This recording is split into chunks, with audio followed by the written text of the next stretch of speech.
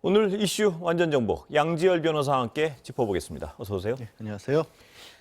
자, 살인죄를 정했다는 말은 고의성을 인정했다 이렇게 봐도 되는 겁니까? 어떻습니까? 일단 아이가 사망한 아이에 대한 일차적인 검안 결과 전문의에 따르면 이 아이를 바로 병원으로 옮기기만 했어도 생명을 건질 수 있었다라는 네. 거죠. 그런데도 불구하고 이 부모는 아이의 생명에 대한 책임져야 될 의무가 있는데 직접 폭행을 했을 뿐만 아니라 아이를 방치해서 죽음에 이르게 했기 때문에 살인죄를 적용을 하기로 한 겁니다. 그 부분이 고의적이라 이거죠? 네, 미필적이나마 고의가 있다라고 본 겁니다. 예. 그 정도 상황이면 생후 2주 아이면요. 예. 그 아이가 이렇게 의식을 잃을 정도의 상황이면 병원에 데려가는 게 당연하지 않겠습니까?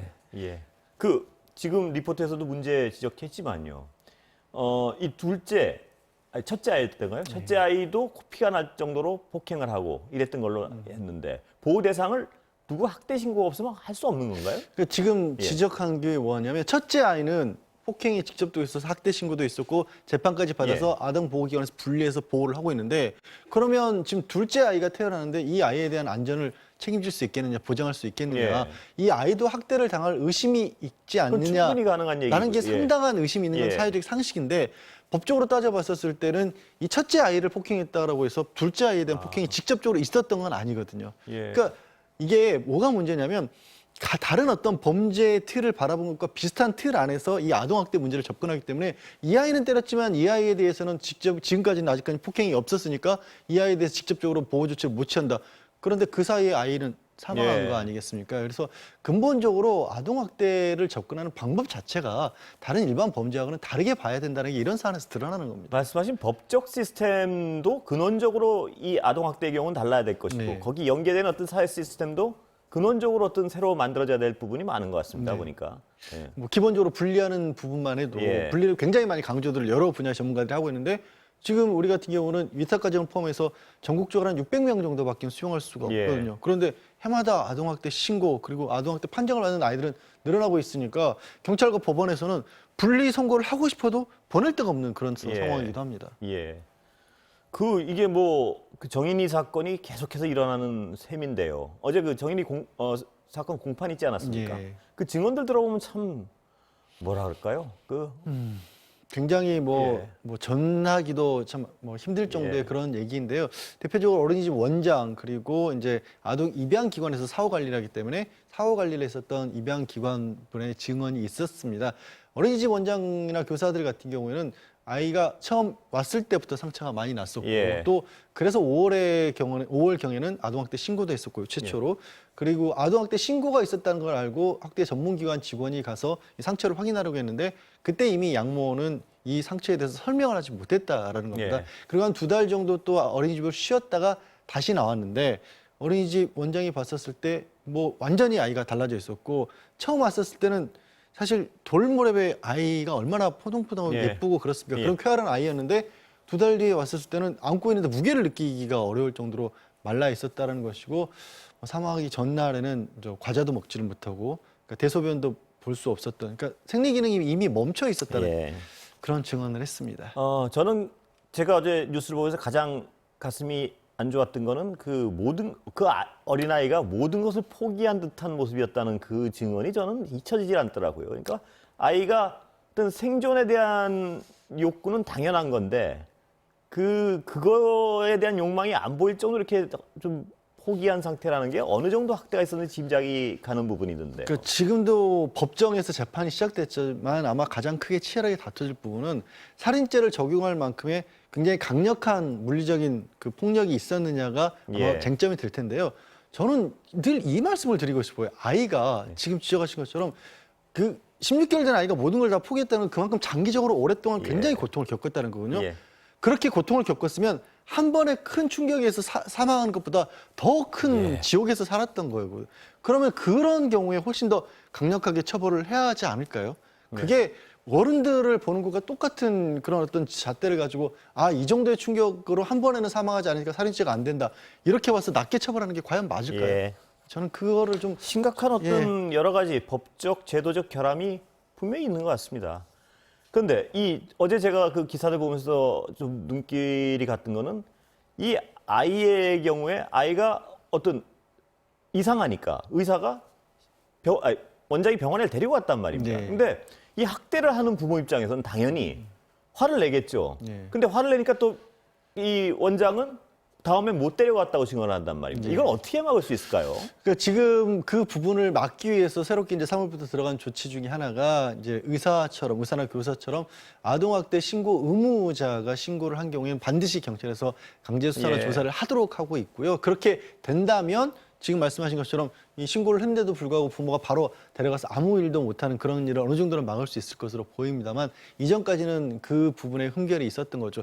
기본적으로 친권자하고 양육권자이기 때문에 예. 이게 신고를 했다 할지라도 이 강제 수사에 들어가기 전이라면 어린이집 원장이 됐든 아니면 의사가 됐든지 간에 아이를 임의로 보호할 수는 없는 거 아니겠습니까? 예. 그래서 강제력이 필요하다는 거죠. 근데 지난 사건을 이렇게 보면 좀 안타까운 거는 아까 제가 잠깐 말씀드렸지만 학대를 한 부모니까 더 길길이 화를 낼 거란 말입니다. 네. 차라리 정상적으로 기른 부모가 잘못 신고가 들어갔으면 당황을 하고 놀래겠지 그렇게 화를 내진 않을 것 같단 말입니다. 이 학대 신고가 들어갔으면. 근데 본인이 학대를 했으니까 누구 맘대로 아이를 데리고 가냐고 흥분을 했겠죠. 근데 그러기 때문에 못했다는 그 부분도 굉장히 안타까운 부분입니다.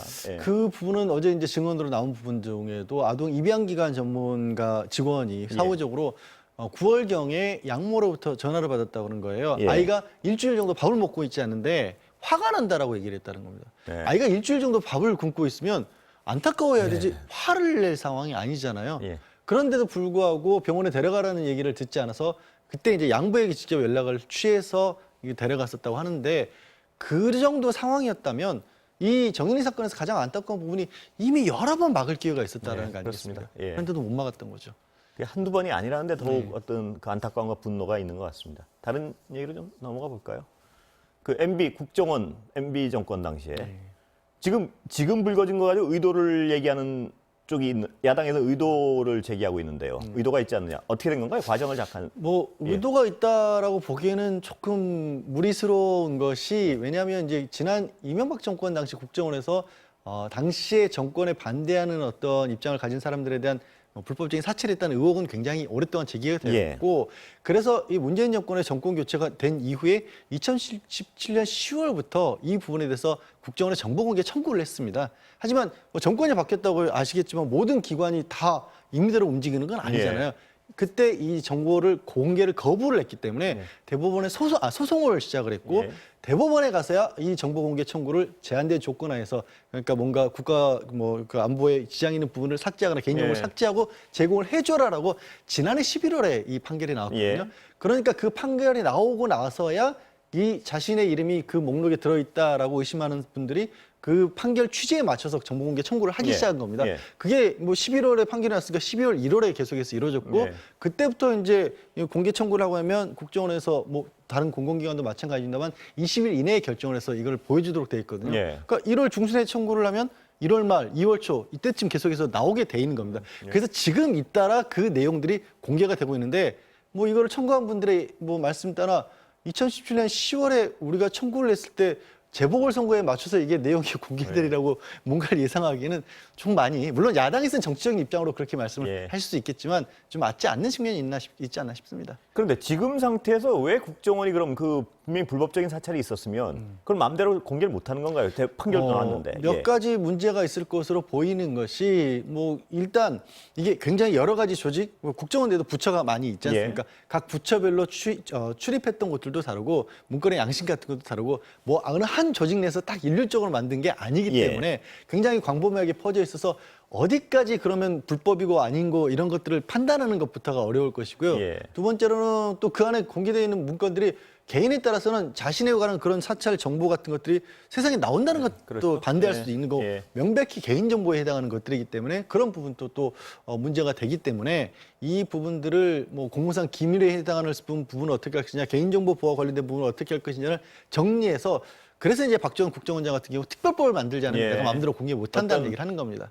어떤 일괄적으로 기준을 세워가지고 공개할 수 있는 법을 만들자는 얘기죠. 다른 얘기로 좀 넘어가 볼까요? 임성근 부장판사요. 탄핵이 지금 임기 내엔 거의 안 된다고 봐야죠? 탄핵 여부의 판단이? 또 뭐 탄핵이라기보다 탄핵으로 인해서 파면될 가능성은 없어졌죠. 왜냐하면 이제 26일 날 첫 번째 헌법재판소에서 재판이 있는데 그게 변론 준비 기일입니다. 그러니까 변론 준비 기일은 본 재판에 들어가기 전에 미리 재판을 어떤 식으로 할 것인지를 나눠보는 건데 그게 26일인데 27, 28일이 물리적으로 불가능해졌다고 판단해도 되는 거죠 지금? 예, 결과가 27, 안 나올 거예요? 28일이 토요일, 일요일입니다. 그래서 아예 그건 불가능해진 겁니다. 자, 그럼 이제 옷을 벗은 판사에 대한 탄핵 심판이 어떻게 될 것이냐 이게 쟁점인데. 그 부분이 예. 쟁점인데 헌법재판소가 적극적으로 뭐 초유의 상황이고 법원의 독립이라고 하는 부분이 굉장히 큰 헌법적 가치를 가지기 때문에 설령 진짜 어떤 글자 그대로 파면은 못 시키더라도 예. 위헌성에 대한 판단을 할 수 있는 게 아니냐라고 적극적으로 주장하는 쪽도 있고 예. 이미 이 자리에서 물러났는데 무슨 파면할 수 있냐라고 해서 이게 실익이 없다라는 측면에서 각하할 것이다라는 그런 의견들이 있는데 예. 최초의 일이지만 저도 뭐 예. 어떻게 예상은 못해요. 예상하기 어려운 상황이군요. 예. 근데 각하를 한다는 뜻은 예. 이게 아까 말씀하셨지만 전직인데 무슨 이걸 판단을 하냐고 각하를 하고 나서 예. 의견을 달 수 있는 거죠. 예를 들어서 이 각하, 사안에 대한 어떤 예. 그렇죠. 그러니까 주문은 예. 결정은 각하라는 게 이거는 우리가 판단할 문제가 아니다라고 하지만 뭐 소수 의견이나 보조 의견으로서 그럼에도 불구하고 이거는 유연성이 헌법적인 있다. 어떤 헌법 위반이랄까 예. 이런 얘기를 할 수 있는 거죠. 그럴 수도 그럴 예. 가능성도 열려 있는 거긴 합니다. 예. 그리고 그렇게 됐을 경우에는 이제 변호사로서 차후에 활동을 하는 데 있어서 좀 막을 수 있는 가능성이 열리는 거죠. 아, 각하가 돼도 막을 수 있는 가능성이 있는 겁니까? 그런 변호사 부분들을 활동은? 만약에 명백하게 예. 판단을 한다면 예. 그건 또 이제 변호사 협회의 아, 재량권의 예. 문제이긴 합니다만 예. 일단 현재로서는 저희 변호사들 같은 경우에는 의무적으로 지역 협회에 가입을 하지 않으면 활동을 하는 게 불가능하거든요. 예. 그래서 협회 차원에서 헌법을 위반한 것이 명백하다라고 받아들여서 그거를 받아들이지 않을 가능성은 있는 거죠. 아, 그러면 만약에 좀 지금은 소수의 측이지만요. 인용이 되면 탄핵 심판이 인용이 되면 향후 어떤 활동에 실질적 지장이 있나요? 인용이 되게 될 경우는 말씀드린 협회의 결정 여부를 떠나서 5년 동안 변호사로서 활동을 못 하게 예. 되는 거고요. 이 부분은 또 별도이긴 합니다만 이제 연금 같은 부분에 있어서 불이익을 얻을 수도 있는 거죠. 아, 연금에서도요. 예. 그러나 현재로서 어떤 다수설은 아니죠. 그 규정에 있어서. 예. 현재로서는 파면이 어렵지 않겠느냐 각하하는 것이 맞을 것 같다라는 게 오히려 다수설로 보입니다. 그럼 인용 가능성이 별로 없다면 거꾸로 기각이란 판단 가능성도 거의 없다고 봐야 되는 상황인가요? 일단 본래 그러니까 각하를 하지 않고 예. 심판의 대상으로 삼을 수 있다는 의견 자체가 좀 적긴 합니다만 예. 그래도 그 안에서 인용이냐 기각이 또 나눠진 게 뭐냐면 우리 뭐 이 현재 재판관에 대해서는 탄핵이 처음이지만 전직 대통령에 관해서는 예. 탄핵이 있었지 않습니까? 예. 그때 기준이 중대한 헌법 위반을 예. 사유로 삼고 있었는데 그러면 대통령에 대해서 삼은 그 기준을 법관에 대해서 똑같이 할 것이냐 예. 아니면 대통령보다는 좀 낮게 어느 정도의 헌법 위반이면 파면을 할 수 있다고 판단할 것이냐 이런 정도의 기준은 헌법재판소에서 미리 좀 선언적으로 세워줄 수도 있지 않을까 하는 기대도 해봅니다. 각하가 설령 결정을 안 나오더라도 하더라도. 그런 해석은 나올 수 있는 거 그건 할 아닌가요? 수 있을 것 같습니다. 예, 오늘 여기까지 듣겠습니다. 감사합니다. 네, 고맙습니다.